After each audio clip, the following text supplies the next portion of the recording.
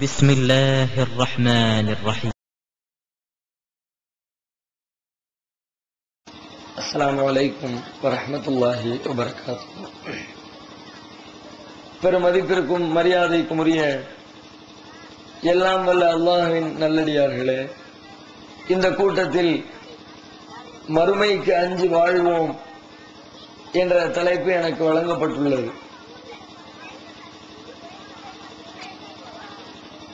ஒரு முஸ்லிமுடைய வாழ்க்கை அல்லாஹ்விற்கு உகந்த வாழ்க்கையாக இஸ்லாமிய மார்க்கம் காட்டி தந்திருக்கிற சரியான நெறிமுறைகளுக்கு உட்பட்ட வாழ்க்கையாக அமைய வேண்டும் என்றால் அதற்கு அடிப்படையாக இரண்டு அம்சங்களில் ஒரு முஸ்லிமுக்கு தெளிவு இருக்க வேண்டும். இரண்டு விதமான சிந்தனைகள் சரியான முறையிலே முஸ்லிம்களின் உள்ளத்திலே ஆழமாக பதிய வைக்கப்பட வேண்டும். அவ்வாறு அந்த இரண்டும் ஆழமாக பதிந்தால்தான் ஒரு முஸ்லிம் இந்த உலகத்திலே சரியான வாழ்க்கையை வாழ்ந்து நாளை மறுமையிலே இறைவனின் திருப்தியை பெற்றுக் கொள்ள முடியும். அதிலே முதலாவது உணர்வு என்னவென்றால் அல்லாஹுவை அஞ்சுகின்ற அச்ச உணர்வு. இறை அச்சம் யாருடைய உள்ளத்திலே ஆழமாக பதிந்திருக்கிறதோ அவர்கள்தான் சரியான முஸ்லிமாக இந்த உலகத்தில் முதலில் வாழ்க்கை நடத்த முடியும். இறை அச்சம் என்று சொன்னால் நபிகள் நாயகம் ஸல்லல்லாஹு அலைஹி வஸல்லம் அவர்கள் இந்த இறை அச்ச உணர்வை பற்றி தமது வாழ்க்கையிலே பல்வேறு கட்டங்களில் நமக்கு அழுத்தம் திருத்தமாக எடுத்துச் சொல்லி இருக்கிறார்கள். அண்ணலம் பெருமகனார் நபிகள் நாயகம் ஸல்லல்லாஹு அலைஹி வஸல்லம் அவர்கள் தம்முடைய வாழ்க்கையிலே எத்தனையோ நேரங்களில் மக்களுக்கு உபதேசம் செய்திருக்கிறார்கள். மக்கள் கூடக்கூடிய இடங்களில் எல்லாம் உரை நிகழ்த்தி இருக்கிறார்கள். வார வாரம் ஜும்மாவுடைய தினத்திலே ஜும்மாவிற்காக உரை நிகழ்த்தி இருக்கிறார்கள். ஒவ்வொரு வருடத்திலும் ஹஜ் பெருநாள் தினத்திலே அதற்காக உரை நிகழ்த்தி இருக்கிறார்கள். நோன்பு பெருநாள் தினத்திலே அதற்காக உரை நிகழ்த்தி இருக்கிறார்கள். மக்கள் கூடுகிற சந்தைகளில் உரை நிகழ்த்தி இருக்கிறார்கள். இப்படி பல்வேறு கட்டங்களில் நபிகள் நாயகம் ஸல்லல்லாஹு அலைஹி வஸல்லம் அவர்கள் மக்களுக்கு தேவையான அற உரைகளை உபதேசங்களாக சொற்பொழிவுகளாக வழங்கியிருக்கிறார்கள். இந்த எல்லா உபதேசங்களிலும் நபிகள் நாயகம் ஸல்லல்லாஹு அலைஹி வஸல்லம் அவர்கள் மறக்காமல் திருமறை குர்ஆனில் இருந்து 3 வசனங்களை குறிப்பிடுவார்களாம். அது என்ன 3 வசனங்கள் என்றால், சூரத்துன் நிசாவுடைய முதல் வசனம், யா அய்யுஹன் நாஸ் இத்தகூ ரப்பக்கும் அல்லதி ஹலகக்கும் மின் நஃப்ஸின் வாஹிதா என்று தொடங்குகிற முதல் வசனம்.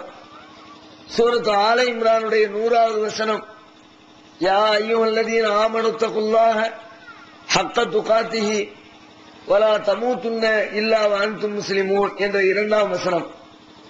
யா அய்யுஹல்லதீன ஆமனு தகுல்லாஹ வகூலு கௌலன் சதீதா என்ற 3ஆம் வசனம். இந்த 3 வசனங்களையும் நபிகள் நாயகம் அவர்கள் தம்முடைய எல்லா உரைகளிலேயும் அவர்கள் குறிப்பிட்டிருக்கிறார்கள். அப்படி இந்த 3 வசனங்கள் என்ன சொல்கிறது?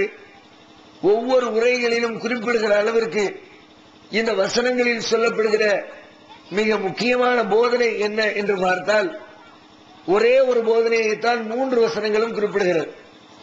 யா அய்யுஹன் நாஸ், மனிதர்களே, இத்தகூ ரப்பக்கும் அல்லதி ஹலகக்கும் மின் நஃப்ஸின் வாஹிதா, உங்களை ஒரே ஆத்மாவிலிருந்து படைத்த உங்கள் இறைவனை அஞ்சிக் கொள்ளுங்கள்.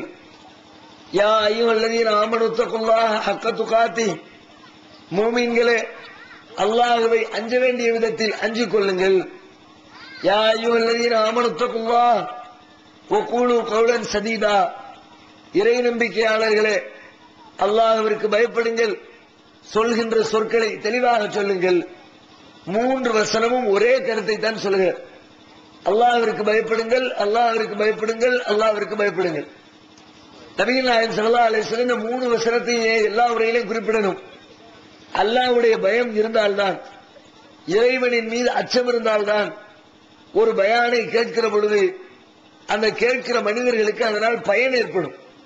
அல்லாஹ்வுடைய பயம் இல்லாமல், அச்சம் இல்லாமல் அவர் எவ்வளவுதான் செய்திகளை கேட்டு அறிந்தாலும், எவ்வளவுதான் புத்தகங்களை படித்தாலும், எவ்வளவுதான் உரைகளை செவிமடுத்தாலும் அந்த உரைகளால் அவருக்கு எந்த விதத்திலும் நன்மைகள் ஏற்பட போவதில்லை. அல்லாஹ்வுடைய அச்ச உணர்வோடு யார் கேட்கிறார்களோ அவர்கள்தான் தாம் கேட்கக்கூடிய செய்திகளை தமது வாழ்க்கையிலே கடைபிடித்து அதன் மூலமாக இந்த உலகத்திலேயும் நாளை மறுமையிலேயும் இறைவனிடத்திலே அவர் நன்மையை பெற்றுக் கொள்ள முடியும். அதனால் தான் நபிகள் நாயகம் அவர்கள் எல்லா உரைகளிலும் இந்த போதனைகளை தவறாமல் குறிப்பிடுவதை நாம் பார்க்கிறோம். அது மாத்திரமல்ல, இந்த அல்லாஹ்வுடைய அச்சம் என்பது எந்த அளவிற்கு ஒரு முஸ்லிமுக்கு அவசியம் என்றால், திருமறை குர்ஆன் தன்னை பற்றி அறிமுகப்படுத்துகிற பொழுது இது உலக மக்களுக்கு நேர்வழி காட்டக்கூடிய வேதம் என்று சொல்கிறது. திருமறை குர்ஆன் அகிலத்தாருக்கு ஓர் அருள்குடையாக அதை படிக்கிற மக்களுக்கு நேர்வழி காட்டுவதற்காகத்தான் அருளப்பட்டிருக்கிறது. ஆனால் அந்த திருமறை குர்ஆனை படிக்கிற எல்லோருமே நேர்வழி பெற்று விடுவார்களா? படிக்கக்கூடிய எல்லோருமே சத்திய பாதையில் நடந்து விடுவார்களா? கண்டிப்பாக படிக்கின்ற அத்தனை பேரும் நேர்வழியில் வரவில்லை. ஆனால் குர்ஆன் அப்படித்தான் சொல்கிறது, இது உலக மக்களுக்கு நேர்வழி காட்டி என்று. படிக்கிற எல்லோரும் நேர்வழிக்கு வர முடியவில்லை. எத்தனையோ பேரை பார்க்கிறோம், திருமறை குர்ஆனை படித்திருக்கிறவர்கள், திருமறை குர்ஆனுக்கு விளக்கம் கொடுக்கிறவர்கள், இன்னும் தெளிவாக சொல்ல போனால் மதரசாக்களில் சென்று 7 வருடம் 10 வருடம் 15 வருடம் என்று படித்துவிட்டு வரக்கூடிய குர்ஆனை படித்திருக்கிற மார்க்க அறிஞர்கள், அவர்களுக்கு நேர்வழி கிடைத்திருக்கிறதா? அவர்கள் தான் இந்த சமுதாயத்தில் அதிகமாக வழிகெட்டு போய் கிடப்பதை பார்க்கிறோம். மற்ற மக்களையும் வழிகெடுப்பதையும் பார்க்கிறோம். இன்னும் இஸ்லாமிய வட்டத்தை விட்டு வெளியில் இருக்கிற எத்தனையோ அரசியல் தலைவர்கள், நம்முடைய இன்றைய தமிழக முதலமைச்சர் எடுத்துக் கொள்ளுங்கள், பல்வேறு மீலாது விழா மேடைகளில் கடந்த காலங்களில் மீலாது விழா மேடைகளுக்கு அழைக்கப்படக்கூடிய மார்க்க அறிஞர்களுக்கு இணையாக முதல்வர் கருணாநிதியும் அழைக்கப்பட்டிருக்கிறார். அவர் மார்க்க சொற்பொழிவுகள் கூட ஆற்றி இருக்கிறார். இதே போன்று இன்னும் பல இடங்களில் பல்வேறு மத தலைவர்கள், இந்து மதத்திலே இருக்கிற முக்கியஸ்தர்கள், குறிப்பாக மதுரை ஆதீனம் போன்றவர்கள் எல்லாம் இஸ்லாமிய சமுதாயத்தவர்களால் ஏற்பாடு செய்யப்படுகிற மார்க்க விளக்க பொதுக்கூட்டங்களில் திருமறை குர்ஆனுக்கு அவர்கள் விளக்கம் கொடுத்து உரை நிகழ்த்தியிருக்கிறார்கள். அப்படியெல்லாம் உரை நிகழ்த்தியவர்களுக்கு ஹிதாயத்து கிடைத்திருக்கிறதா? நேர்வழி பெற்றிருக்கிறார்களா? அவர்கள் திருமறை குர்ஆனை படித்ததோடு நிற்கவில்லை. தான் படித்த குர்ஆனை, தாங்கள் புரிந்து கொண்ட செய்திகளை பிறருக்கு எடுத்துச் சொல்லுகிற அளவிற்கு விளக்கமாக படித்திருக்கிறார்கள். அந்த அளவிற்கு புரிந்து வைத்திருக்கிறார்கள். ஆனால் அந்த புரிதல், அந்த வாசிப்பு அவர்களுக்கு நேர்வழியை பெற்றுத் தரவில்லை. காரணம் என்ன? அல்லாஹ் அதையும் விளக்குகிறார். ஹுதல்லில் முத்தகீன், இந்த திருக்குர்ஆன் உலக மக்களுக்கு நேர்வழி காட்டும், ஆனால் படிக்கிற எல்லோருக்கும் அல்ல. லில் முத்தகீன், இறை அச்சமுடையவர்களுக்கு தான் அது நேர்வழி காட்டும். அல்லாஹ்வுடைய பயத்தோடு யார் படிக்கிறாரோ, இறைவன் ஒருவன் இருக்கிறான், அவன் நம்மை கண்காணிக்கிறான், அவன் நம்மை கேள்வி கேட்பான், அவனுக்கு நாம் பதில் சொல்ல வேண்டும் என்ற அச்ச உணர்வோடு யார் அந்த திருமறையை அணுகுகின்றார்களோ அவர்களுக்கு தான் திருக்குர்ஆன் நேர்வழி காட்டும். அப்படியானால் ஒரு முஸ்லிமாக வாழ்வதற்கான அடிப்படை விதியே இறைவனின் அச்சம்தான். இந்த இறை அச்சத்தை நபிகள் நாயகம் பல்வேறு கோணங்களில் வலியுறுத்தி இருந்தாலும் அந்த இறையச்சம் வருவதற்கான வழி என்ன? அதுதான் மிக முக்கியமான தெரிந்து கொள்ள வேண்டிய அம்சம். ஒரு பொருளின் மீது அல்லது ஒரு மனிதனின் மீது அச்சம் வர வேண்டும் என்று சொன்னால் அந்த பொருளை பற்றி அறிவு இருக்க வேண்டும். எந்த பொருளை பற்றி முழுமையாக அறிந்து கொள்கிறோமோ அந்த பொருளின் மீது இயற்கையாகவே பயம் வந்துவிடும். ஒரு நெருப்பை பற்றி மனிதனுக்கு பயம் வருகிறது. காரணம் என்ன? நெருப்பில கை வச்சா சுற்றும்னு தெரியுது. நெருப்பை பற்றிய அறிவு நெருப்பின் மீது பயத்தை தருகிறது. பாம்பை பற்றிய அறிவு பாம்பின் மீது பயத்தை தருகிறது. அதே போன்று இறைவனை பற்றிய அறிவு ஒரு மனிதனுக்கு இறைவன் மீது அச்சத்தை தரும். அல்லாஹ்வுடைய ஆற்றலை, அல்லாஹ்வுடைய அதிகாரத்தை, அல்லாஹ்வுடைய நிர்வாகத்தை, அல்லாஹ்வுடைய செயல்திறனை ஒரு முஸ்லிம் சரியாக புரிந்து கொள்கிற பொழுது இறை அச்ச உணர்வு அவனது உள்ளத்திலே குடியேறும். யாருடைய உள்ளத்திலே இறையச்சம் குடியேறுகிறதோ அவனுடைய வாழ்க்கை அல்லாஹ்வுக்கு கட்டுப்பட்ட வாழ்க்கையாக மாறிவிடும் என்று நபிகள் நாயகம் போதிக்கிறார்கள். இது முதன்மையாக ஒரு இஸ்லாமியனின் வாழ்க்கையிலே, ஒரு இஸ்லாமியனுடைய உள்ளத்திலே இருக்க வேண்டிய முதல் தெளிவு இது. இரண்டாவது, ஒரு முஸ்லிமாக வாழ வேண்டும் என்று சொன்னால், இஸ்லாத்திற்கு எதிரான தன்னுடைய நடவடிக்கைகளை எல்லாம் ஒதுக்கி வைத்துவிட்டு முழுக்க முழுக்க ஒரு இஸ்லாத்திற்கு உட்பட்ட வாழ்க்கைக்கு வாழ வேண்டும் என்று சொன்னால், அவரிடத்தில் இருக்க வேண்டிய இன்னொரு மிக முக்கியமான உணர்வு, மரணத்திற்கு பிறகு வரக்கூடிய வாழ்க்கையில நாம் கடுமையாக இறைவனால் தண்டிக்கப்படுவோம் என்ற மறுமையின் மீது இருக்கிற அச்ச உணர்வு, அல்லாஹ்வின் மீது இருக்கிற அச்சம். இரண்டாவது, மரணத்திற்கு பிறகு வரக்கூடிய மறுமை வாழ்க்கையின் மீது இருக்கிற அச்சம். அந்த அச்சம் யாருடைய உள்ளத்தை புகுந்து விட்டதோ அவர்களுடைய வாழ்க்கையும் தலைகீழாக புரட்டி போட்டுவிடும். அந்த அச்ச உணர்வு. நபிகள் நாயகம் ஸல்லல்லாஹு அலைஹி வஸல்லம் அவர்களுடைய காலத்தில் வாழ்ந்த சஹாபாக்கள் ஆரம்பத்திலே எப்படி இருந்தார்கள்? இஸ்லாத்தை ஏற்பதற்கு முன்பு, நபிகள் நாயகத்தினுடைய போதனைகளை தெரிந்து கொள்வதற்கு முன்பு அவர்களுடைய வாழ்க்கை முறை எப்படி இருந்தது? வார்த்தைகளில் வர்ணிக்க முடியாத கொடுமைகள் நிறைந்த வாழ்க்கை. மதுபானம் என்று சொன்னால் ஊறி திளைத்தவர்கள். இன்றைக்கு கூட எத்தனையோ மதுபான பிரியர்களை கேள்விப்படுகிறோம், சாராயம் குடிப்பவர்களை பார்க்கிறோம், எல்லா நேரத்திலும் போதையிலே மூழ்கி கிடக்கிறவர்களை பார்க்கிறோம். ஆனால் நபிகள் நாயகம் ஸல்லல்லாஹு அலைஹி வஸல்லம் அவருடைய காலத்தில் போதையிலே தட்டழிந்து கிடந்தார்களே, இஸ்லாத்தை ஏற்பதற்கு முன்பு, அந்த அளவிற்கு இந்த உலகத்திலே இன்றைக்கு யாருமே கிடையாது என்று சொல்லிவிடலாம். அந்த அளவிற்கு போதையிலே மூழ்கி கிடந்த அந்த சமூகம். எந்த அளவிற்கு இன்றைக்கு எத்தனையோ மனிதன் தன்னுடைய காரியங்களை கொண்டு பெருமை அடிக்கிறான், தன்னிடத்தில் இருக்கிற செல்வத்தை வைத்து பெருமை அடிக்கிறான், தன்னிடத்தில் இருக்கிற வாகனங்களை கொண்டு பெருமை அடிக்கிறான், தன்னுடைய வீட்டை கட்டி பெருமை அடிக்கிறான், தன்னுடைய அழகை காட்டி பெருமை அடிக்கிறான், தன்னுடைய அறிவை வைத்து பெருமை அடிக்கிறான். இப்படி மனிதர்கள் தன்னிடத்தில் இருக்கிற எத்தனையோ காரியத்தை கொண்டு பெருமை அடிக்கிறார்கள். நான் தான் உயர்ந்தவன், நான் தான் சிறந்தவன், எனக்கு இணையாக யாரும் இல்லை என்றெல்லாம் பெருமிதம் கொள்ளக்கூடிய காட்சிகளை உலகத்திலே நாம் கண்டு வருகிறோம். ஆனால் நபிகள் நாயகம் ஸல்லல்லாஹு அலைஹி வஸல்லம் தோழர்கள் இஸ்லாத்தை ஏற்பதற்கு முன்பு அந்த சமூகத்திலே அவர்களும் பெருமை அடித்தார்கள். எப்படி பெருமை அடித்தார்கள் தெரியுமா? அவர்களிடத்தில் இருக்கிற மதுபான பாட்டில்களை வைத்து பெருமை அடித்தார்கள். பேரல் பேரலாக பெரும் பெரும் தோல் துருத்திகளில் அவர்கள் மதுபானத்தை சேகரித்து வைத்திருந்தார்கள். யாரிடத்திலே அதிகமாக மதுபானம் சேகரிக்கப்பட்டிருக்கிறதோ, மிக மிக பழமையான சரக்குகள் யாரிடத்திலே தேங்கி இருக்கிறதோ, அவர்கள்தான் பெருமைக்குரியவர்களாக அன்றைக்கு கருதப்பட்டார்கள். தமிழ்நாடு தௌஹீத் ஜமாஅத்தின் அரும் பணிகள். இஸ்லாம் கூறும் அனைத்து பணிகளையும் குர்ஆன் மற்றும் நபி வழியின் அடிப்படையில் செயல்படுத்தும் முதன்மையான அமைப்பு தமிழ்நாடு தௌஹீத் ஜமாஅத். பிற மத மக்களுக்கு இஸ்லாத்தை எடுத்துரைக்க அழைப்பு பணி. இஸ்லாத்தை ஏற்றுக்கொண்டவர்களுக்காக அனைத்து உதவிகளுடன் முற்றிலும் இலவசமாக ஆண்களுக்கும் பெண்களுக்கும் என தனித்தனி பயிற்சி மையங்கள். முஸ்லிம் சமுதாயத்தில் காணப்படும் பலவித தீமைகள் மற்றும் மூட நம்பிக்கைகளை களைவதற்கு பொதுக்கூட்டங்கள், மாநாடுகள் போன்ற பல்வேறு நிகழ்ச்சிகள், வரதட்சணை ஒழிப்பு பற்றிய விழிப்புணர்வு கூட்டங்கள் மற்றும் வாங்கிய வரதட்சணையை திருப்பிக் கொடுக்கும் நிகழ்ச்சிகள், உயிர்காக்கும் இரத்த தானங்கள், இலவச மருத்துவ முகாம்கள் மற்றும் ஆம்புலன்ஸ் சேவைகள், ஏழை எளிய மாணவ மாணவிகளுக்கு இலவச நோட்டு புத்தகங்கள், இலவச சீருடைகள், நோன்பு பெருநாளை மகிழ்ச்சியுடன் கொண்டாட ஃபித்ரா விநியோகம் மற்றும் ஹஜ் பெருநாளின் போது கூட்டு குர்பானி திட்டம், சுனாமி, தீ விபத்து, சாலை விபத்து, வெள்ளம் போன்ற திடீர் விபத்துகளில் பாதிக்கப்படும் மக்களுக்கு ஓடோடி சென்று உதவுதல், தனியார் தொலைக்காட்சி மூலம் தினந்தோறும் பல்வேறு நிகழ்ச்சிகள், இணையதளம் மூலம் இஸ்லாத்தை அறிந்து கொள்ள www.onlinepj.com, www.tntj.net போன்ற இரு இணையதளங்கள், ஏகத்துவம், தீன்குல பெண்மணி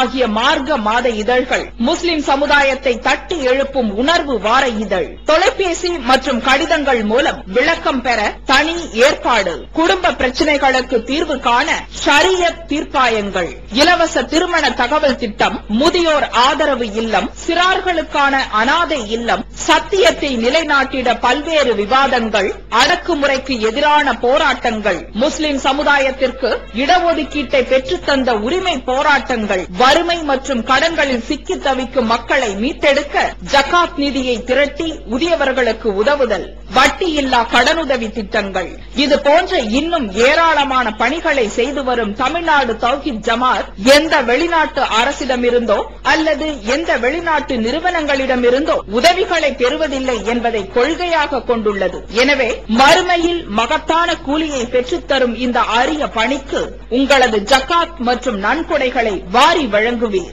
உங்களது நன்கொடைகளை டிடியாகவோ செக்காகவோ மணி ஆர்டராகவோ அனுப்பலாம். டிடி அனுப்புபவர்கள் தமிழ்நாடு தௌஹீத் ஜமாத் வங்கி கணக்கு எண் 7882748227 இந்தியன் வங்கி மண்ணடி கிளை என்ற பெயரில் எடுத்து அனுப்ப வேண்டிய முகவரி தமிழ்நாடு தௌஹீத் ஜமாத் மாநில தலைமையகம் 30 அரண்மனைக்காரன் தெரு மண்ணடி சென்னை 1. போன் 044215215226. என்கிட்ட எவ்வளவு சரக்கு இருக்கு தெரியுமில, என் வீட்டுல எவ்வளவு சரக்கு இருக்கு தெரியுமில, அப்படிதான் பெருமை பேசிக்குவாங்க. நீ என்னடா பெரிய 10 பேர் வச்சிருக்கியா, என்கிட்ட 20 பேர்கள் இருக்குது, உன்ன 10 மாசம் சரக்கு இருக்குதா, என்கிட்ட 20 மாசம் சரக்கு இருக்கிறது என்றெல்லாம் மதுபானத்தை கொண்டு பெருமை எடுக்கிற அளவிற்கு அந்த சமுதாயத்தில் மதுபானம் என்பது பிரித்து பார்க்க முடியாத ஒன்றாக இணைந்து போய் கிடந்தது. விபச்சாரம் வார்த்தைகளில் விளக்கமே கொடுக்க இயலாது. அந்த அளவிற்கு விபச்சாரத்தினுடைய உச்சபட்சத்தில் எந்த அளவிற்கு என்று சொன்னால், ஒருவனுடைய மனைவி இறந்து விடுகிறார். இறந்ததற்கு பிறகு அந்த பெண்ணை மணந்து குடும்ப வாழ்க்கை நடத்தக்கூடிய யார் தெரியுமா? அந்த கணவனுடைய மகன், அதாவது புள்ளக்காரன். அவனுடைய மகனே தந்தை இறந்ததற்கு பிறகு தந்தையின் மனைவியை தனது மனைவியாக்கிக் கொள்ளக்கூடிய, நினைத்து பார்க்க முடிய கொடூரம் இதுவெல்லாம் ஒரு கேடுகட்ட சமுதாயத்தினுடைய மொத்த இலக்கணங்கள். நபிகள் நாயகம் ஸல்லல்லாஹு அலைஹி வஸல்லம் அவருடைய காலத்தில் இஸ்லாத்தை ஏற்பதற்கு முன்பு அந்த சமூக மக்களிடத்தில் நிலவிக் கொண்டிருந்தது. அப்படிப்பட்ட சமுதாய வாழ்க்கை வாழ்ந்தவர்கள், மிக மிக மோசமாக வாழ்ந்து கொண்டிருந்தவர்கள், அந்த மக்களுடைய வாழ்க்கை தரத்தினை தலைகீழாக புரட்டி போட்டது எப்படி? மதுபானத்திலே மூழ்கி கிடந்தவர்களை மதுபானத்தில் அருகில் கூட நெருங்க மாட்டேன் என்று சொல்லி அவர்களுக்கும் மதுவுக்கு மத்தியிலே மிகப்பெரிய திரை விழுந்தது எப்படி? விபச்சாரத்திலே மூழ்கி கிடந்த சமுதாயம் விபச்சாரத்தின் வாடை கூட அல்ல, தனக்கு சொந்தமில்லாத அந்நிய பெண்ணை ஏறெடுத்து பார்ப்பதற்கு கூட தயக்கம் காட்டக்கூடிய அளவிற்கு அவர்களின் வாழ்க்கையின் போக்கை மாற்றியது எது? ஒரே ஒரு உணர்வு, மரணத்திற்கு பிறகு நாம் எழுப்பப்படுவோம், இறைவனின் சன்னிதானத்திலே கேள்வி கேட்கப்படுவோம், நம்முடைய வாழ்க்கை குறித்து அல்லாஹ்விடத்திலே பதில் சொல்ல வேண்டும் என்ற அச்ச உணர்வு தான், மறுமையின் மீது உண்டான பயம்தான் அவர்களுடைய வாழ்க்கையின் போக்கை தலைகீழாக புரட்டி போட்டதை பார்க்கிறோம். மறுமை வாழ்க்கையின் மீது இருக்கிற பயம் இருக்கிறது, அந்த பயம் இல்லாதவர்கள் தான் இறை நிராகரிப்பாளர்களாக, இறைவனுக்கு இணை கற்பிக்கிறவர்களாக திருமறை குர்ஆன் நெடுகிலும் நமக்கு அடையாளம் காட்டப்படுகிறது. நபிகள் நாயகம் ஸல்லல்லாஹு அலைஹி வஸல்லம் அவர்களும் அவர்களுக்கு முன்னர் வந்த இறை தூதர்களும் ஏக இறை கொள்கையினை போதித்த பொழுது அதை மறுக்கக்கூடிய காபிர்கள் எதனால் மறுத்தார்கள் தெரியுமா? என்ன கேள்வியை முன்வைத்து மறுத்தார்கள் தெரியுமா? காலு ஐதா மித்னா வ குன்னா துராபன் வ இலாமன் ஐன்னா லமபூஸூன், நாங்கள் இறந்து விட்டதற்கு பிறகு, நாங்கள் மரணித்து விட்டதற்கு பிறகு, மண்ணிலே புதைக்கப்பட்டு மண்ணோடு மண்ணாக உக்கி மக்கி போனதற்கு பிறகு மீண்டும் நாங்கள் எழுப்பப்படுவோமா? மறுமையின் ஒண்ணு உண்டா? இறப்புக்கு பிறகு ஒரு வாழ்க்கை உண்டா? அதைத்தான் எங்களால் ஏற்றுக்கொள்ள முடியவில்லை என்று சொல்லித்தான் இதுவரைக்கும் அனுப்பப்பட்ட இறை தூதர்களை மறுத்த இறை நிராகரிப்பாளர்கள் காபிர்கள் மறுமையை மறுத்து காபிராக போனார்கள் என்று குர்ஆன் சொல்கிறது. எனவே ஒரு முஸ்லிமுடைய வாழ்க்கை சரியான வாழ்க்கையாக அமைய வேண்டும் என்று சொன்னால் மறுமையின் மீது சரியான அச்சம் அவனது உள்ளத்திலே ஆழமாக பதிய வைக்கப்பட வேண்டும். அதுக்கு பதிகிறதுக்கு என்ன வழி? மறுமையை பயப்படும் குர்ஆன் சொல்லுது. மறுமையின் மீது பயம் வருவதற்கு என்ன வழி? மறுமை என்றால் என்ன? மறுமையினுடைய நிகழ்வுகள் எப்படி இருக்கும்? இறைவன் எப்படி விசாரிப்பான்? அந்த நாளினுடைய கொடூரம் எப்படி அமைந்திருக்கும்? அவற்றை புரிந்து கொண்டால் தானாகவே மறுமை வாழ்க்கையின் மீது அச்சம் வந்துவிடும். அதனாலதான் அல்லாஹ் என்ன பண்ணுகிறான், திருமறை குர்ஆன் நெடுகிலும் மறுமையை பற்றி திரும்ப திரும்ப திரும்ப எந்த அத்தியாயத்தை எடுத்தாலும் எந்த வசனத்தை எடுத்து பார்த்தாலும் திருக்குர்ஆன் நெடுகிலும் மறுமை வாழ்க்கை குறித்த செய்திகளை விளக்கமாக விரிவாக இந்த சமுதாயத்திற்கு அல்லாஹ் எடுத்து பேசுகிறான். அதை நாம் ஆழமாக தெரிந்து கொண்டால் நம்முடைய வாழ்க்கையின் போக்கை மாற்றிக் கொள்வதற்கு அது ஏதுவாக அமையும். மறுமை எப்படி இருக்கும் அல்லாஹ் விவரிக்கிறான். யா அய்யுன் நாஸ் இத்தகூ ரப்பக்கும் இன்ன ஸல்ஸலத ஸாஅத்தி ஷைஉன் அஸீம். மனிதர்களே, ஒரு நாளை பயந்து கொள்ளுங்கள், கடுமையாக ஆட்டுவிக்கப்படக்கூடிய பிரம்மாண்டமான நாள் அது. அந்த நாள் எப்படி இருக்கும் தெரியுமா? யௌம தரவுனஹா தத்ஹலு குல்லு முர்லியாத்தின் அம்மா அர்லாத்.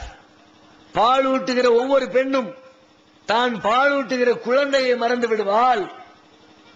பாலூட்டக்கூடிய பருவத்தில் கை குழந்தையாக வைத்திருக்கிற ஒரு குழந்தையை பெற்றெடுத்து வைத்திருக்கிற ஒரு தாய் அந்த பருவத்திலே இருக்கிற குழந்தையை என்றைக்காவது மறந்திருப்பாளா?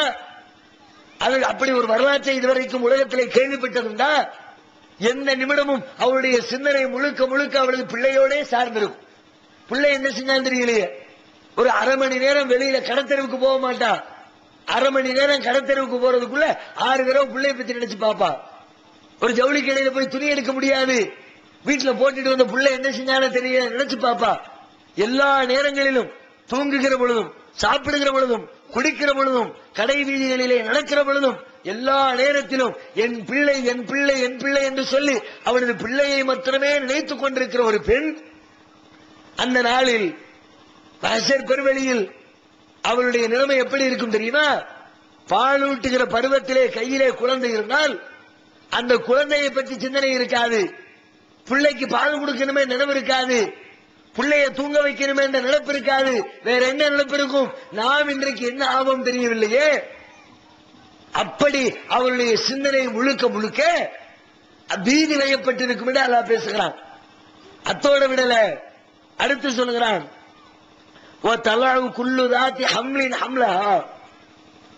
கருவுற்றிருக்கிற ஒவ்வொரு பெண்ணும் தன்னுடைய கர்ப்பத்தை மிக லேசாக இறக்கி வைத்து விடுவாள். ரொம்ப லேசா பிரசவம் நடக்குங்கிறோம். லேசா பிரசவம் நடந்திருக்கிறதா?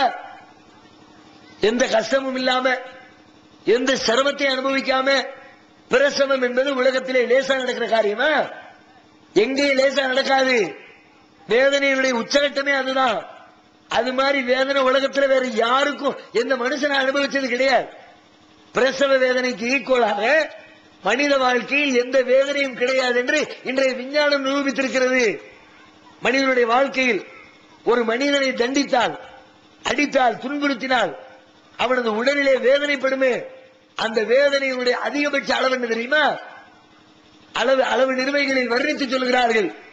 டால் என்ற கருவியை கொண்டு ஒன்னு அளக்கிறதுக்கு ஒரு கருவி இருக்குதுல, பால் அளக்கிறதுக்கு லிட்டர்னு ஒரு கருவி வச்சிருக்கிறோமே, பருப்பு அளக்கிறதுக்கு ஒரு கிலோ கிராம்னு படி வச்சிருக்கிறோமே, துணியை அளக்கிறதுக்கு மீட்டர்னு ஒரு அளவோட வச்சிருக்கிறோமே, அது மாதிரி மனிதனுடைய உடலிலே ஏற்படக்கூடிய வேதனைகளை அளப்பதற்கு டால் என்ற கருவியினை விஞ்ஞானிகள் கண்டுபிடித்திருக்கிறார்கள். அந்த கருவியை கொண்டு அளக்கிறார்கள். மனிதனுடைய உடலிலே அடித்து பார்த்தால், ஒரு டால் அடித்தால் மனிதன் உடல் தாங்குகிறது, 10 டால் அடித்தால் தாங்குகிறது, 40 டால் அடித்தால் மனித உடல் தாங்குகிறது, 50 டால் அடித்தால் மனித உடல் தாங்குகிறது. அதிகபட்சமாக 60 டால் வரைக்கும் அவனது உடலிலே வேதனை கொடுக்கப்பட்டால் அவன் தாங்கிக் கொள்கிறான். 60 தாண்டுகிற பொழுது, அதை தாண்டி வேதனை கொடுக்கப்பட்டால் எந்த மனிதனாலும் தாங்கிக் கொள்ள முடியாது. 60 கடந்தால் அடுத்த கட்டம் மரணம் தான். இன்றைய விஞ்ஞானம் இதை நிரூபிக்கிறது. ஆனால் பிரசவ வேதனையினுடைய அளவு என்ன தெரியுமா? பிரசவத்தை பற்றி மருத்துவர்கள் சொல்கிறார்கள், ஒரு பெண் குழந்தை பெற்றெடுக்கிற பொழுது அவள் படக்கூடிய அளவின் வலி எவ்வளவு தெரியுமா? 60 கடந்து 70 தொடுகிறாள். அது மாத்திரம் விதிவிலக்கா நடக்கிறான். உலகத்தில் 70 டால் அளவிற்கு வேதனை கொடுக்கப்பட்டு இறக்காமல் மரணிக்காமல் ஒரு பெண்மணி உயிர் காப்பாற்றப்படுகிறார் என்று சொன்னால் அவளுடைய பிரசவ நேரம் மாத்திரம்தான். அந்த அளவுக்கு வேதனையுடைய உச்சகட்டத்தை அனுபவிச்சுதான் ஒரு பெண் தனது வாரிசை இந்த உலகத்திலே பெற்றெடுக்கிறார் என்று இன்றைய மருத்துவ விஞ்ஞானம் சொல்லுகிறது. ஆனால் திருமறை குர்ஆன் சொல்லுகிறது, அந்த நாளில் ஒரு பெண் தன்னுடைய குழந்தையை கர்ப்பத்தை லேசாக இறக்கி வைப்பாள். லேசுனா லேசு இல்ல, வேதனை இல்லாம போயிடாது, வேதனை இருக்கும். இறைவனுக்கு உருவம் உண்டா? தமிழ்நாடு தௌஹீத் ஜமாத் மற்றும் சுன்னத் வல் ஜமாத்துக்கு இடையே நடந்த மாபெரும் விவாதம். 2 டிவிடிகளாக விலை ரூபாய் 60 மட்டுமே. பித்தத்வாதிகள் யார்? 2 டிவிடிகளாக விலை ரூபாய் 60 மட்டுமே. கூரியர் செலவு தனி. கிடைக்கும் இடம் TNTJ வீடியோ விஷன், நம்பர் 30, அரமனைக்காரன் தெரு, மண்ணடி, சென்னை 1. ஆனால் அந்த நாளின் வேதனையோடு இணைத்து பார்த்தால் $60 $70 வேதனை இருக்கிற, இது என்ன வேதனை? அந்த நாளையில அவளுடைய புத்தி வேதனைச்சு நிக்குமே. அல்லாஹ் அவன் நேர்ல கண்டு, சூரியன் நெருக்கத்தில் கொண்டு நிப்பாட்டப்பட்டு, உலகத்துல குர்ஆன்ல சொல்லப்பட்ட செய்திகளை எல்லாம் கண்ணுக்கு கண்ணா கண்டு, ஆகா உலகத்துல அல்லாஹ்வுடைய வார்த்தைகளை கேட்காம வந்துட்டோமே, தொழாம வந்துட்டோமே, நோன்பு இருக்காம வந்துட்டோமே, முஸ்லிமா வாழாம நான் உண்டு, என் சம்பாத்தியம் உண்டு, என் கடை உண்டு, என் வாழ்க்கை உண்டு, உலகத்தோடு என் வாழ்க்கை முடிந்து விட போகிறது என்ற எண்ணத்தில் வாழ்ந்து விட்டு வந்து விட்டோமே. இன்றைக்கு நம்முடைய நிலைமை என்ன ஆகுமோ தெரியவில்லையே. இறைவனின் திருப்தியை பெற்றிருக்கிறோமா, அல்லாஹ்வுடைய அதிருப்தியை பெற்றிருக்கிறோமா என்ற அந்த நாளிலே அவளுக்கு ஏற்படக்கூடிய அந்த பீதி இருக்கிறது, அந்த துக்கம் இருக்கிறது, அந்த வேதனை இருக்கிறது. அந்த வேதனையோடு இணைத்து பார்த்தால் உயிர் போய் திரும்பக்கூடிய இந்த பிரசவ வேதனை என்பது வேதனையே இல்லை. பிரசவ வேதனை வேதனை இல்லப்பா, இதுதான் ஒரு வேதனையா? அந்த வேதனையை பார். நம்ம சொல்லுவோம்ல, லேசா காலு தட்டி பிடிச்சு, லேசா ஒரு முள்ளு குத்திருச்சு, கிடந்து ஒருத்தன் குதிக்கிறான், ஐயோ முள்ளு குத்திருச்சு, ரத்தம் வருது. என்ன சொல்லுவான்? எல்லாம் இதுக்குதான் போட்டு அழுகுற, காலில் லேசா முள்ளு குத்துனதுக்கே அழுகுறிய, அன்னைக்கு அவன் அறுவாறு எடுத்து வெட்டி விட்டான் அவனை. பெரிய வேதனையை சின்ன வேதனைக்கு ஒப்பு காட்டுவோமே, அது மாதிரி அல்லாஹ் சொல்லுகிறான், நாளை மறுமையில இருக்கக்கூடிய வேதனை எப்படி தெரியுமா? பிரசவ வேதனை வேதனை இல்ல, மறுமை வேதனை தான் வேதனை. சாதாரணமா நினைக்காத. அந்த வேதனையினுடைய வெளிப்பாடு எப்படி இருக்கும் தெரியுமா? உலகத்தில் ஒரு தாய் தனது பிள்ளையை பார்க்கிறாள், பல வருடங்களுக்கு பிறகு சந்திக்கிறாள், பிள்ளைய வெளிநாட்டுக்கு அனுப்பி வச்சுட்டா. 5 வருஷம் புள்ள போய் வெளிநாட்டுல போய் சம்பாதிச்சு விட்டு 5 வருஷத்துக்கு பிறகு வர்றான். அப்பதான் முதலா பாக்குறான், அண்ணனை பாக்குறான், தம்பியை பாக்குறான், தகப்பனை பாக்குறான், பிள்ளைய பாக்குறான். உறவினர்களுடைய வெளிப்பாடு எப்படி இருக்கும்? பாசத்தோடு வரவேற்று நல்ல முறையை குசலம் விசாரித்து, எப்படி பார்க்கிறாய், உன் வாழ்க்கை எப்படி இருக்கிறது, உடல் நலம் எப்படி இருக்கிறது என்று ஒருவரோடு ஒருவர் பரிமாறிக்கொள்வார்களே, விசாரித்துக் கொள்வார்களே. உலகத்திலே நடக்கக்கூடிய நிகழ்வு இது. மறுமை எப்படி தெரியுமா? மறுமை அல்லாஹ் சொல்லுகிறான், மஹ்ஷர் பெருவெளியில ஆதம் அலைஹிஸ்ஸலாம் முதற்கொண்டு கியாமத் நாள் வரை படைக்கப்படுகிற அத்தனை ஜீவராசிகளும் அத்தனை மனிதர்களும் அந்த திடலிலே எழுப்பப்பட்டு நிறுத்தப்பட்டிருப்பார்கள். நீதி விசாரணை துவங்கி இருக்கும். அந்த நேரத்தில் அந்த பிரம்மாண்டமான கூட்டத்திலே ஒரு தாயை அவனது மகன் சந்திப்பான், பார்ப்பான். யௌம யஃபிருல் மர்உ மின் அஹீஹி வ உம்மிஹி வ அபீஹி வ ஸாஹிபதிஹி வ பனீஹி லிகுல்லி இம்ரிஇம் மின்ஹும் யௌமஇதின் ஷஅனுன் யுக்னி. தாயை பார்ப்பானாம். பார்த்தவுடனே, தாயே, என்னை பெற்ற அம்மாவே எப்படி இருக்கேன்னு குசலம் விசாரிக்க மாட்டானா. அம்மாவை பார்த்தோன்னு ஓடுவான், விரண்டு ஓடுவான். பெற்றெடுத்த தாயை விட்டு ஓடுவான், உடன் பிறந்த சகோதரனை விட்டு ஓடுவான், தூக்கி வளர்த்த தந்தையை விட்டு ஓடுவான், நெருங்கி பழகிய நண்பனை விட்டு ஓடுவான், கட்டி குடும்பம் நடத்திய மனைவியை விட்டு ஓடுவான், கணவனை விட்டு ஓடுவான். எதுக்கு? அன்னைக்கு எல்லாம் ஒருத்தர் பார்த்து விசாரிக்கணுங்கிற உணர்வு இருக்காது. நாம என்ன ஆகும் தெரியலையே, ஐயோ உலகத்தை கழிச்சு விட்டோமே, நாசமாக்கிட்டோமே, வாழ்க்கையை வீணாக்கிட்டோமே, இப்ப அம்மா தான் பெருசா, அப்பந்தான் பெருசா. அதையெல்லாம் விட பெரிய கூத்து என்ன தெரியுமா? யௌம யவத்துல் முஜ்ரிமு லவ் யஃப்ததி மின் அஸாபி யௌமிதின் பிபனி. அந்த நாளில் பாவம் செய்த ஒரு பாவி அவன் வந்து அல்லாஹ்விடத்தில் சொல்லுவானாம், நினைப்பானாம். என்ன சொல்வான்? யா அல்லாஹ், தப்பு பண்ணிவிட்டேன், பெரிய அநியாயம் பண்ணிட்டேன், உலக வாழ்க்கையை வீணாக்கிட்டேன், உன்னை மறந்து வாழ்ந்துட்டேன், என்ன நீ தண்டிச்சிடாத, அதுக்கு நான் ஒரு பகரம் தர்றேன், நஷ்டஈடு தர்றேன். உலகத்துல சொல்லுவோம்ல, தெரியாம ஏதாவது யாரையும் இடிச்சுட்டோம், நஷ்டஈடு கூடாதுன்னு கேட்போம்ல.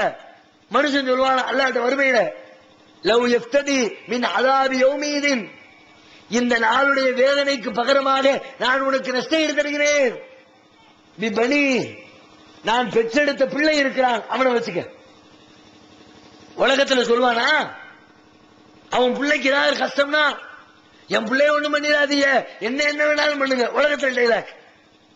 தான் கஷ்டப்பட்டாலும் தன் பிள்ளை கஷ்டப்படக்கூடாது. வெளிநாட்டுல போய் கிடக்குது இன்னைக்கு நம்ம சமுதாயம். ஒவ்வொருத்தரையும் கேட்டு டைலாக் கேளுங்க. வயசுனா 60 ஆச்சுலப்பா, 50 ஆச்சுல, வாழ்க்கையை வெளிநாட்டுல தொலைச்சு விட்டியே, 25 வயசுல வந்தவன் 25 வருஷமா இங்க வாழ்ந்துட்டிய, போய் வாழ்க்கையை பார்க்க கூடாதா கேட்டா என்ன சொல்லுவாரு? என்னங்க நம்ம பிள்ளைக்கு தானுங்க எல்லாம், ஏன்பா இவ்வளவு கஷ்டப்பட்டு உழைக்கிற, சேர்த்து சேர்த்து என்ன பண்ண போற, கையில கொண்டு போறியா? கேட்ட பதில் என்ன? எல்லாம் பிள்ளைக்கு தான். பிள்ளைக்காக தன் இளமையை துளைக்கிறான், தன் வாழ்க்கையை துளைக்கிறான். தான் கஷ்டப்பட்டாலும் சரி, தன் வாழ்க்கையை துளைத்தாலும் சரி, தான் துன்பத்தை அனுபவித்தாலும் சரி, தன்னுடைய பிள்ளை துன்பப்படக்கூடாது என்பதற்காக வேண்டி ஒவ்வொரு தாயும் ஒவ்வொரு தந்தையும் துன்பத்திற்கு மேல் துன்பத்தை அனுபவிக்கிறார்களே. மறுமையிலே உங்கள் பிள்ளைக்கு எதிராக நீங்கள் சொல்லுவீர்கள், யா அல்லாஹ், நான் ஆசையா வளர்த்த என் புள்ள இருக்கிறான், புள்ளைய நீ வச்சுக்க, என்ன விட்டுறா? அப்படி சொல்லணுமா? அப்படி ஒரு தாய் சொல்லுவாளா? சொல்ல மனசு வருமா? என் பிள்ளைய நெருப்புல போடு, என்ன போடாத, இங்க ஒரு நெருப்பு கிடைக்குது, உங்க பிள்ளைய போடவா உங்களை போடவா, என்ன செய்வோம்? என் பிள்ளைய போட்டுறாதீன்னு கெஞ்சுவீங்களே. மறுமையில நீங்களே வந்து ஸ்டேட்மெண்ட் கொடுப்பீங்களா? என் பிள்ளைய போடு, என்ன விட்டுறா சொல்லிட்டு சொல்லுவானா? அது பத்தலையா? என் பிள்ளைய வந்து நஷ்டஈடு போதுமான நஷ்டஈடு இல்லையா? ஒரு சாஹிபத்தி, என் முண்டாட்டி இருக்கிறா, போடு, அவளத்துக்கு போடு. நல்ல குடும்பம் நடத்தணும். 1/2 கிலோ 1 கிலோ தங்கம் வாங்கி கழுத்திலையும் கையிலையும் போட்டு அழகு பார்த்தேன், அவளை வச்சுக்க. என் பொஞ்சாதி பத்தலையா? வாகி தான் என் சகோதரனை வச்சுக்க. ஓ ஃபசீலத்தி இல்லத்தி தூவிகி ஒமன் பில்லர்னு ஜமீஅன் சும்மா இஞ்சி, அதை வச்சுக்க இதை வச்சுக்கன்னு சொல்லி ஒண்ணுமே பண்ணலையா? எல்லாம் மொத்த உலகத்துல இருக்கிற எல்லா மனுஷனையும் வச்சுக்க, என்ன மட்டும் விட்டுறா ரப்பே. கேலிக்கு சொல்லல, கிண்டலுக்கு சொல்லல, நிஜமாவே நினைப்பானா எல்லாரும் செத்தாலும் சரி, நான் மட்டும் நல்லா இருக்கணும். அப்ப அந்த நாள் எப்படி இருக்கும்? அந்த நாளின் கடுமை எப்படி இருக்கும்? அந்த நாளிலே நமக்கு ஏற்படக்கூடிய துன்பத்தினுடைய அளவு எவ்வளவு? இன்னொரு இடத்துல அல்லாஹ் சொல்றான், ரொம்ப இலக்கிய நயத்தோடு ரொம்ப அற்புதமா சிலாயித்து சொல்லி காட்டுகிறான். சொல்லுகிறான், பஷீரில் காஃபிரீன் பஷீரில் முனாஃபிகீன் பிஅன்னலஹும் அதாபன் அலீமா. காபிர்களுக்கு, இறை மறுப்பாளர்களுக்கு, இறைவன் செய்த உதவிகளை எல்லாம் மறந்து வாழ்ந்த நன்றி கெட்டவர்களுக்கு நபியே நீங்கள் சொல்லுங்கள், நற்செய்தி சொல்லுங்கள். என்ன நற்செய்தி? பிஅன்னலஹும் அதாபன் அலீமா, அவர்களுக்கு கடுமையான வேதனை இருக்கிறது என்று நற்செய்தி சொல்லுங்கள். அந்த நாளில் அவனது உள்ளத்தில் ஏற்பட்டிருக்கிற பீதி என்ன? சாதாரணமா இருக்காது, சும்மா எல்லாம் விட்டு வைக்க மாட்டான். அந்த நாளிலே தலைக்கு மேலாக சூரியன் பாட்டி பார்ப்பான், வேர்வை கொப்பளிச்சு வடியும். சில மனிதர்கள் அவர்களுடைய கரண்டை கால்கள் நனைகின்ற அளவுக்கு வியர்வையிலே நடந்து வருவார்கள். சில மனிதர்கள் அவர்களுடைய இடுப்பு வரைக்கும் வியர்வையிலே நடந்து வருவார்கள். சில மனிதர்கள் அவர்களுடைய கழுத்து வரைக்கும் வியர்வையிலே மூழ்கி வருவார்கள். அப்படிப்பட்ட கொடூரம் நிறைந்த நாள்.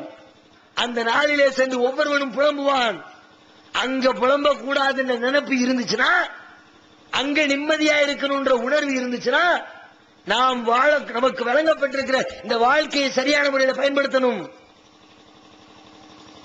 இந்த வாழ்க்கையை வீணடிச்சோம், மறுமையில வெற்றி பெற முடியாது, நிம்மதியா இருக்க முடியாது. திருமறை குர்ஆன்ல வத்தகு யௌமன் துர்ஜஊன ஃபீஹி இலல்லாஹ், ஒரு நாளை பயந்து கொள்ளுங்கள், எந்த நாளில் அல்லாஹ்வின்பால் திருப்பப்பட இருக்கிறீர்களோ அந்த நாளை பயந்து கொள்ளுங்கள். நீ எதை பயப்படுவியோ இல்லையோ, என்ன யோசிப்பியோ இல்லையோ, எப்படி வாழ்வாயோ இல்லையோ, அந்த நாளை பயந்துக்க. அந்த நாள் சாதாரண நாள் அல்லப்பா, உன்னால் தாங்க முடியாத வேதனை நிரம்பி இருக்கிற நாள். இவ்வளவு அல்லாஹ் சொல்லுகிறான். அந்த நாளுக்கு நாம என்ன செஞ்சிருக்கிறோம், அந்த நாளுக்காக வேண்டி என்னத்தை தயாரிச்சிருக்கிறோம்.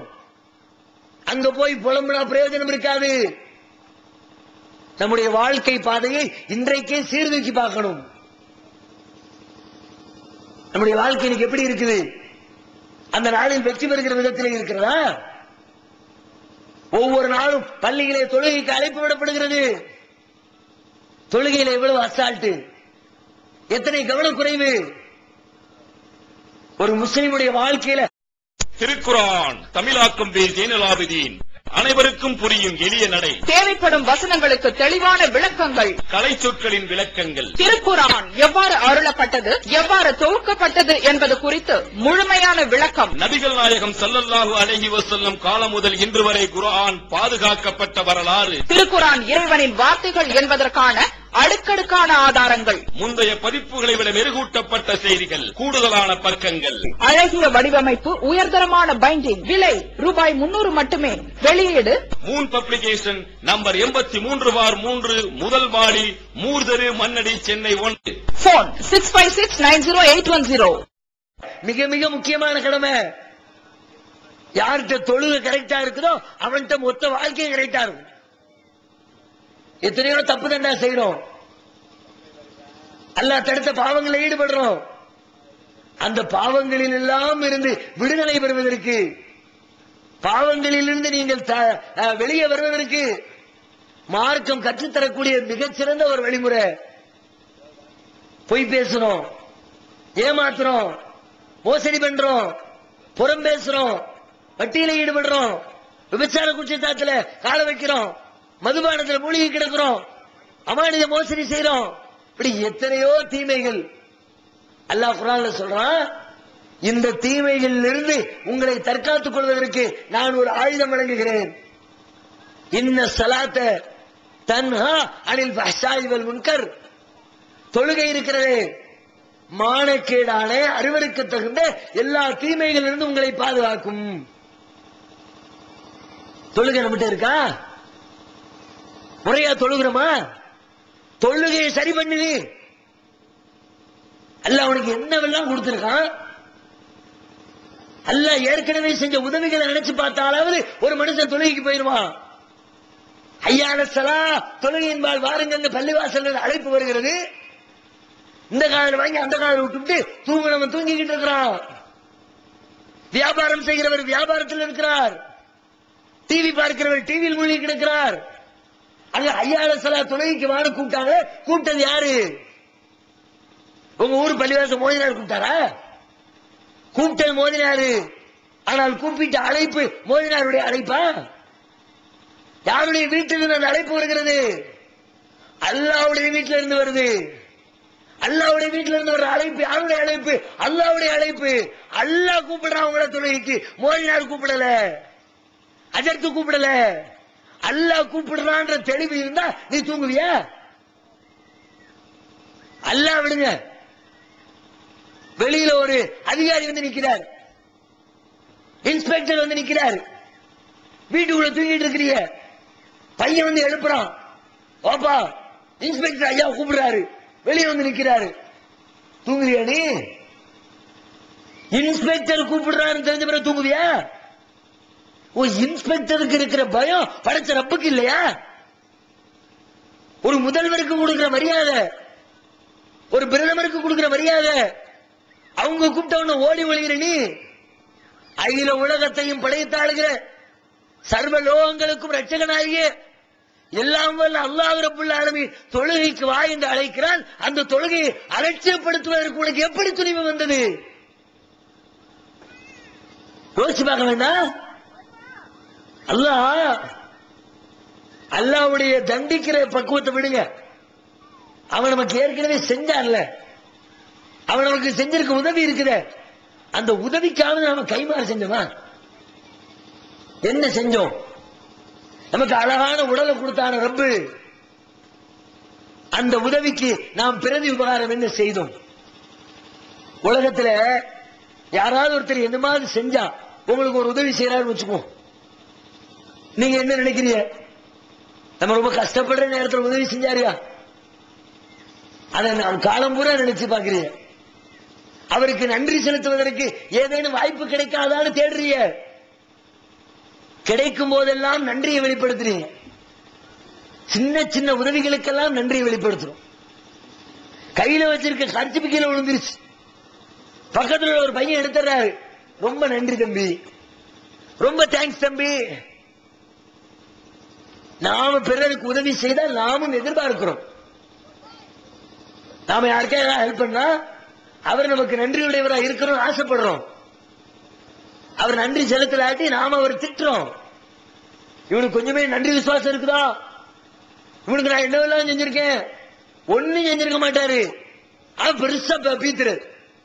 இந்த தாய்மார்கள் வீட்டுல திடீர்னு ஒரு நாளைக்கு வீட்டுல அவசரத்துக்கு ஏதாவது ஒரு மிளகாய் இருக்காது, மல்லிக்கீரை இருக்காது, கடை போய் வாங்கிட்டு வரணுமான்னு சொல்லிட்டு பக்கத்தூர்ல கேட்பாங்க. பக்கத்தூர்ல இருக்கிற 2 மிளகாய் கொடுத்துருப்பாங்க, 2 மல்லிக்கீரை கொடுத்துருப்பாங்க. அதை வாங்கி சமைச்சிட வேண்டியது. ஒரு 4-5 நாளைக்கு பிறகு அந்த வீட்டு அக்காவுக்கு ஒரு தேவை இருக்கும், 2 மிளகாய் கொடுக்கணும்னு கேட்டு வருவாங்க.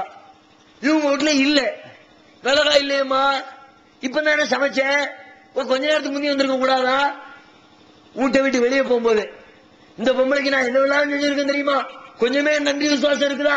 என்னமோ ₹1,00,000 தூக்கி கொடுத்துற மாதிரி 2 மிளகாயை கொடுத்துட்டு 2 மல்லிக்கீரையை கொடுத்துட்டு, அந்த மல்லிக்கீரைக்கு பிரதி உபகாரம் எதிர்பார்க்கிற நீங்கள், நன்றி எதிர்பார்க்கிற நீங்கள், அல்லாஹ் அழகான உடம்ப கொடுத்தானே, இதுக்கு நீங்க என்ன நன்றி செலுத்தினீங்க? என்ன பிரதி உபகாரம் செஞ்சீங்க? கண்ணை கொடுத்தானே, கண்ணை வச்சுத்தானே எல்லாத்தையும் பேதப்படுத்துறோம். கருப்புங்கிறோம், சிவப்புங்கிறோம், குட்டையங்கிறோம், நெட்டையங்கிறோம், ஒவ்வொருத்தரையும் பார்த்து சிரிக்கிறோம். எல்லாம் இந்த கண் செய்கிற வேலைகள் தானே. இந்த கண்ணுக்கு நாம் செய்த நன்றி என்ன? அல்லாஹ் கொடுத்த கைக்கு செஞ்ச நன்றி என்ன? அவன் நமக்கு செஞ்ச உதவிக்கு பிரதி உபகாரம் செஞ்சோமா? அதான் அல்லாஹ் சொல்றான், இன்னல் இன்சான லிரப்பிஹி லகனூன். இந்த மனிதன் உலகத்துல ஒருத்தனுக்கு ஒருத்தன் நன்றியோடு தான் இருக்கிறான், ஒருத்தனுக்கு ஒருத்தன் நன்றி செலுத்தினான். ஆனால் தன்னை படைத்த இறைவனுக்கு நன்றி மறந்தவனாக இருக்கிறான். அல்லாஹ் செஞ்ச உதவியை விட்டுவிட்டான். உலகத்துல யார் யாரெல்லாமோ செஞ்ச உதவிக்கு நன்றி செலுத்திக் கொண்டிருக்கிறானப்பா. நன்றி செலுத்துறதுக்காவது தொழக்கூடாதா? அல்லாஹ்வுடைய கட்டளைகளை பேணக்கூடாதா? இந்த வாழ்க்கையை விட்டுட்டீங்கன்னா முடிஞ்சு போச்சு. மௌத்து எப்ப வரும் தெரியல. பல பேருடைய உள்ளத்துல இன்னும் நமக்கு வயசு இருக்குது, இன்னும் நமக்கு காலம் இருக்குது, பிறகு தொழுதுக்கலாம், பிறகு தாடி வச்சுக்கலாம். 30 வயசுல ஒருத்தன் தாடி வச்சா பெற்றவங்களே கேட்கிறது, என்ன அதுக்குள்ளேயும் தாடி வச்சுட்ட, என்ன கேரண்டி பத்திரம் எழுதி வாங்கிட்டு வந்திருக்கீரா? நான் 60 வருஷத்துக்கு இருப்பேன், 80 வருஷத்துக்கு இருப்பேன். உங்க ரோட்ல நீங்க பாக்கலையா? ஈஸியா ரோட்ல நீங்க பாக்கலையா? இங்க இருந்து மெட்ராஸ் வரைக்கும் போயிட்டு வாங்க. ஒவ்வொரு நாளும் நடக்கிற நிகழ்வுகள் என்ன?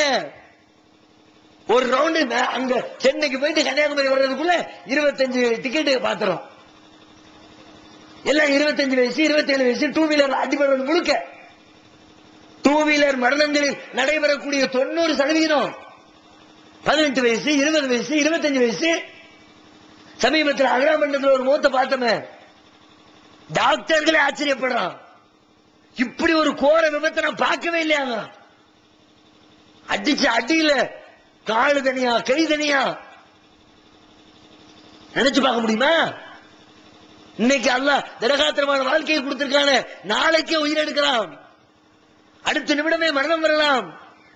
இப்படி நிச்சயமற்ற வாழ்க்கையில் ஈடுபட்டிருக்கிற நாம பிறகு பார்த்துக்கலாம், பிறகு திருந்திக்கலாம், பிறகு தொழுதுக்கலாம், பிறகு மன்னிப்பு கேட்டுக்கொள்ளலாம்.